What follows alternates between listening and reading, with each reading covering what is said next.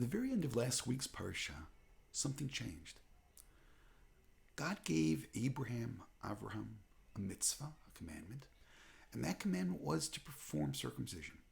Together with that commandment, there was something new. A brit, in this sense, a covenant, was formed between the two of them. And there's one other thing. His name was changed. Previously, he was known as Avraham. Now he became Avraham.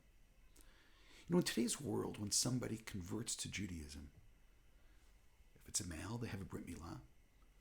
They become a part of the covenant. They accept the mitzvot, they accept the commandments, and they change their name because they become someone new. The question is that becoming someone new, how does this change Avraham? Is he the same person or is he a different person? And obviously something had to have changed.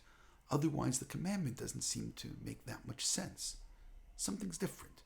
We could say it's the relationship with God, but maybe it's more than that. Now he's called Avraham Av Hamon Goyim, father of many nations. But ironically, he's the father of many nations at the same time when he's about to become the father of his own nation.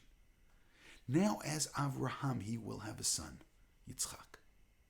Later on in this week's Parsha, by the Akedah, by the binding, when God says to Avram, take your son, your only son, the son that you love, hold it a second. He's got another son, and presumably he loves him. But no, the other son was fathered by Avram. This son was fathered by Avraham. The other son was fathered before this commandment. This son was fathered afterward. Things have changed. Now there's a new nation.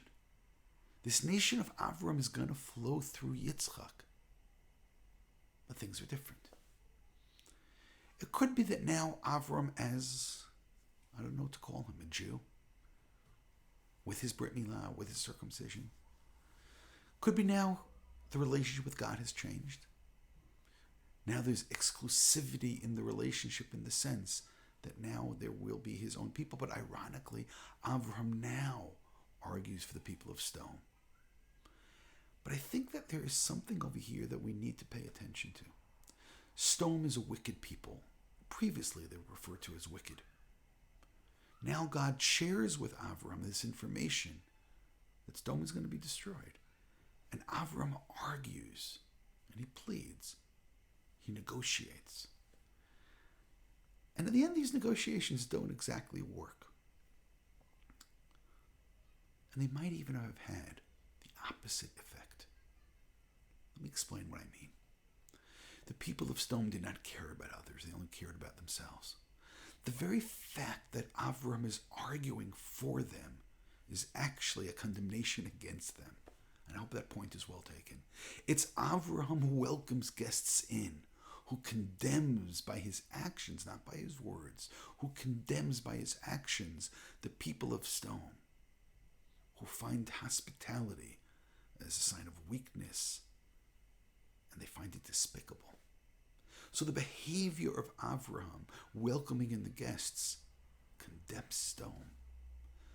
Avraham arguing for God not to destroy, arguing for kindness, arguing that God should forgive them, condemns Sodom.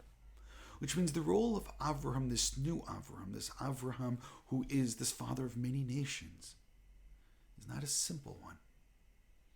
His behavior needs to be elevated.